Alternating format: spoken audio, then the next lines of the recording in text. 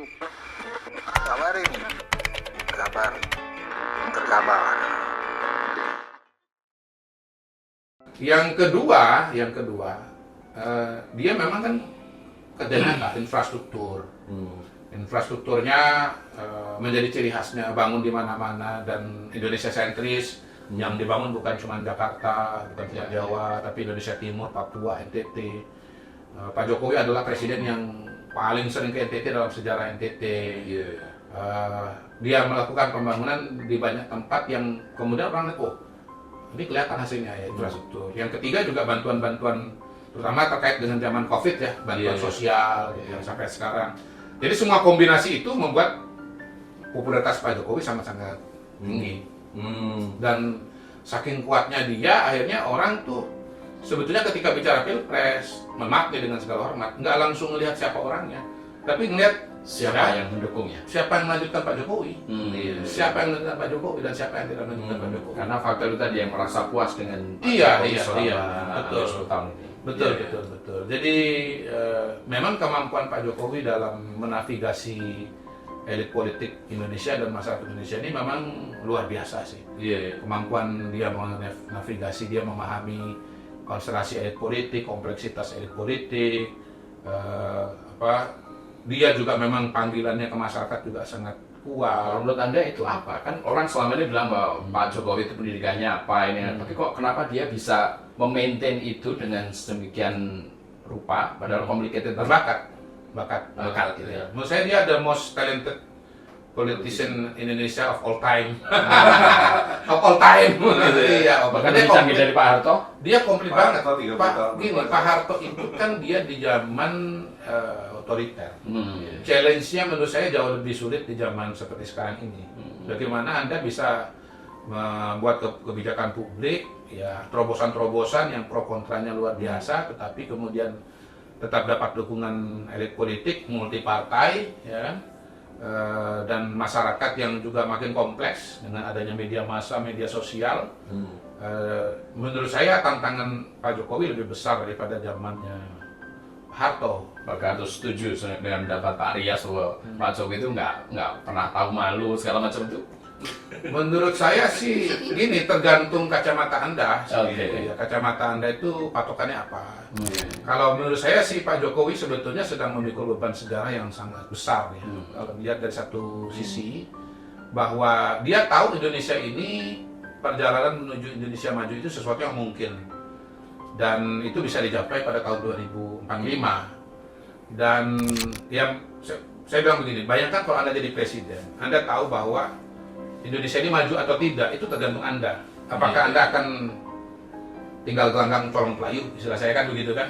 Apakah Anda kemudian, yang terjadilah gitu. Apakah Anda akan biarkan bangsa ini masuk ke dalam jurang? Apakah Anda akan biarkan bangsa ini terjebak dalam dalam kategori negara jebakan negara kelas menengah ya? Nah, gitu. Trap itu, pendapatan kelas menengah itu. Apakah kemudian Anda misalnya akan membiarkan bahwa bonus demografi yang akan datang, suka nggak suka, siap nggak siap akan datang, itu nanti akan menjadi bencana demografi. Bonus demografi ini kan artinya apa? Tenaga kerja kita akan melimpah pada 15-20 tahun ke depan. Nah, kalau kita punya lapangan kerja yang artinya ada investasi dan seterusnya, maka itu berkah. Karena mesin ekonomi kita akan berlari dengan kencang. Gitu. Tetapi kalau misalnya lapangan kerjanya kurang, ini anak-anak muda ini akan jadi frustasi dan bisa kriminal.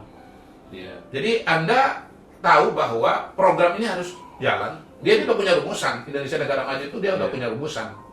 Misalnya soal pembangunan SDM, pendidikan, kesehatan, pangan, energi, pembangunan infrastruktur, digitalisasi, hilirisasi ibu kota Nusantara. Dia udah punya rumusan itu. Jadi kalau ini nggak dilanjutkan, misalnya hilirisasi batal gitu. Wah, ini kita dimusuhin negara-negara asing nih, udah nggak usah hilirisasi aja. Nah ini kemudian pendapatan dalam negeri kan menjadi berkurang. Dari mana untuk pendidikan? Dari mana untuk kesehatan? Dari mana untuk digitalisasi infrastruktur segala macam begitu. Jadi itu kalau misalnya tidak dilanjutkan, buat dia ini doomsday skenario. Indonesia gagal menjadi negara maju gitu. Karena itu dia mencari orang yang mau dan berani melanjutkan itu. Nggak bisa enggak. Kalau kemudian langkah-langkah dia dianggap mengganggu demokrasi ini gimana, Mas? Nah, itu jawaban saya kepada para Hannibal Gerung. Sekarang demokrasi ini urusannya di mana, saya bilang. Ya, sistem negara kita masih trias politika, ada eksekutif, legislatif. Partai politiknya masih banyak, ya kan? Semua bisa bertarung mengajukan calon presiden. Pemilunya tetap ada 5 tahun sekali. Semua calon punya peluang untuk menang, bahkan dengan matematika yang sangat jelas. Kalau saya sederhana, lu mau menang, lu dekat-dekat dengan Pak Jokowi. Kalau lu kemudian menjauh dari Pak Jokowi, lu kalah, ya lu balik tadi kolam suara tadi. Nah itu saya tertarik itu Mas Kodari ya. Jadi kan idealnya terus sebenarnya kan kongsi antara Pak Jokowi sama Bu Mega terus terjalan, ya kan? Karena kan PDIP dalam posisi yang sudah mendukung beliau sebelumnya. Nah menurut analisis Mas Kodari, kenapa sih bisa pecah kongsi di tengah jalan? Apakah benar Prabowo itu sebenarnya bukan pilihan utama Jokowi? Sebelumnya mungkin masih berpikir Ganjar, terus begitu Bu Mega dipersepsikan mencalonkan Ganjar tanpa melibatkan Pak Jokowi, Pak Jokowinya akhirnya jadi sebenarnya ini bisa jadi judul lagu ya. Pertama, Anies bukan pilihan. Ini judul lagu kan. Karena dia kan perubahan kan. Nah, opsinya tinggal Ganjar dan Prabowo. Kenapa dua ini? Karena dua ini selain Anies yang punya elektabilitas. Jadi sebetulnya calon presiden petahana ini atau Pak Jokowi ini pilihannya juga nggak banyak. Ya tergantung juga yang ada di kepala masyarakat. Yang mengapung di masyarakat cuma 3 nama aja. Anies bukan pilihan, walaupun punya elektabilitas, tapi kan dia akan melakukan perubahan ya. Nah pilihan cuma Ganjar atau Prabowo. Gitu. Awalnya kan mungkin secara alami itu Ganjar, karena dia sama-sama PDI, sama-sama Jawa Tengah. Lawan lama lah. Ya tapi saya bilang pada Pak Pak, dengan segala hormat gitu loh, bahwa calon yang pasti maju 2024 ini bukan Ganjar tapi Prabowo. Ganjar tuh cuma punya elektabilitas tapi dia nggak punya partai. Bukan dia yang tanda tangan. Tapi kalau Prabowo dia punya elektabilitas, dia punya partai, dia yang tanda tangan Bapak. Bapak harus pertimbangkan juga. Nah, digerumunglah dua itu. Dan akhirnya sejarah yang kemudian berbicara kok sebenarnya. Orang-orang itu sendiri yang berbicara. Akhirnya misalnya ada Piala Dunia U20 yang notabene pernyataan atau sikap Ganjar kan berkontribusi pada ujiannya Mbak Mega katanya kan gitu. Kemudian itu juga ujian Mbak Mega. Akhirnya kan misalnya ternyata Pak Jokowi ini kalau mau komunikasi dengan Ganjar ada Madam X kan begitu kan gitu. Ya kan, tapi kalau dengan Prabowo bisa langsung. Ya buat saya sih manusiawi aja lah. Balik lagi kita itu kalau mau analisa tokoh itu jangan pakai kepala kita. Pakai kepala dia. Kalau pakai kepala Anda ya salah ya wajar lah gimana. Anda kan analisa perilaku orang pakai kacamata Anda. Selera Anda sama dia belum sama kok kan gitu kan. Iya kan kalau mau analisa orang ya pakai kacamata dia lah. Ambil pada posisi dia. Gitu loh.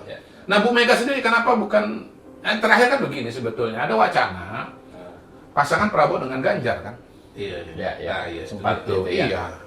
Pak Jokowi juga punya opsi itu. Tetapi kan Bu Mega mungkin berpikir bagaimana PDI agar hat-trick.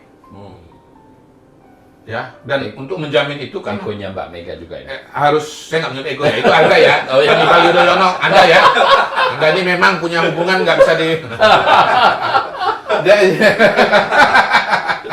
Jadi Bu Mega mungkin kan berpikir peluang menang hat-trick pileg itu harus dengan calon presiden. Ganjar itu calon presiden. Mungkin pengen juga hat-trick calon presiden juga. Masa nggak bisa ngomong hat-trick calon presiden. Kalau misalnya Ganjar jadi wakil presiden kan gitu. Ya mungkin Bu Mega dalam kacamata sebagai orang PDIP melihatnya dalam perspektif PDIP-nya kuat barangkali gitu. Di luar soal pertimbangan yang lain-lain. Dan di situ saya katakan pilihan dari pimpinan atau tokoh-tokoh politik itu sebetulnya biasa aja. Kayak langkah-langkah kita kalau ya teknikal saja gitu. Kita nggak selalu ideologis lah atau personal banget tuh nggak juga. Jadi pilihan Mas Gibran itu sebenarnya opsi benar-benar yang saya tahu ya, bukan pilihan dari awal. Yang saya tahu itu Ganjar. Kemudian opsinya didiskusikan di partai itu ada 3, ada Erick Thohir, ada Khofifah, ada Gibran. Kalau bicara elektabilitas sesungguhnya yang paling rasional adalah Erick Thohir, karena survei Erick Thohir waktu itu sudah papan atas, sudah nomor 1 gitu. Tapi mungkin beliau punya dinamika dengan para tokoh-tokoh partai kan. Betul begitu Bapak Wartawan Wartawan. kan? Kalau menurut saya sejak Januari kan sebenarnya sudah ada pembicaraan Pak Prabowo dengan Pak Jokowi yang awalnya kan dikamuflase seolah-olah Pak Prabowo datang ke Solo menawari Mas Gibran sebagai calon gubernur DKI Jakarta. Tapi kan itu sebenarnya sudah mulai pendekatan kan. Ya kalau gini, kalau bicara Pak Prabowo, dia sudah punya keinginan Pak Mas Gibran, Pak Prabowo. Memang beberapa awal. kali dibilang dari awal. Iya. Mungkin dia tahu bahwa Pak Jokowi populer dan tahu juga bahwa ya Dan dia gini, mungkin- kalau saya kan ada dua tesis waktu Gibran dipilih, liability atau aset. Iya. Ya. Sebagian anggap liability karena dia ada pro kontra gitu. Tapi saya dari pengalaman pilkada menemukan kalau orang puas kepada petahana, si bapak, biasanya dukungan kepada anak atau kepada istri itu tinggi sekali. Ya, itu. Jadi saya terjadi di berbagai di berbagai pilkada. daerah, bisa dicek lah, saya di podcast saya bilang, saya melihat bahwa Gibran ini akan jadi aset gitu. Bahkan saya sebut sebagai game changer dan saya sebut sebagai gempa politik. Kalau dia maju ini ya bisa naik elektabilitas Prabowo. Ternyata kan memang Jadi benar-benar betul itu terjadi. inisiatifnya Pak Prabowo ya. Kalau menurut saya ya, Bukan menurut saya, Pak Jokowi sendiri menurut gitu saya. ya. Ya saling saling berkelindan lah ya. Ini kan tergantung persepsi masing-masing kan, gitu. Tergantung informasi, persepsi. Kalau saya melihat bahwa ya tadi tahapannya maunya Mas Ganjar, terus sebetulnya Erick Thohir salah satu opsi, tetapi dinamika politik akhirnya mengerucut kepada Gibran. Mungkin untuk perbandingan terakhir nih ya, 2019 Pak Jokowi itu menginginkan Mahfud MD, Ya, sangat menginginkan Mahfud MD. last minute juga kan Nah, itu. last minute. Nah, kenapa berubah? Karena partai politik tidak menghendaki Mahfud. Ya, manuver Dan jalan Caimin. dan jalan tengahnya adalah seorang Maruf Amin. Ya. Pertanyaan saya sekarang, siapa yang tahu waktu itu Maruf Amin bakal jadi cawapres? Iya, makanya. Itulah dia kira-kira. Jadi sampai level tertentu fenomena cawapres yang tertukar 2019 itu juga barangkali terjadi juga. Paling tidak untuk sebagian orang. Kalau bagi Pak Prabowo mungkin dari jauh-jauh hari dia memang ini ya Ya. Iya. kejadian gitu.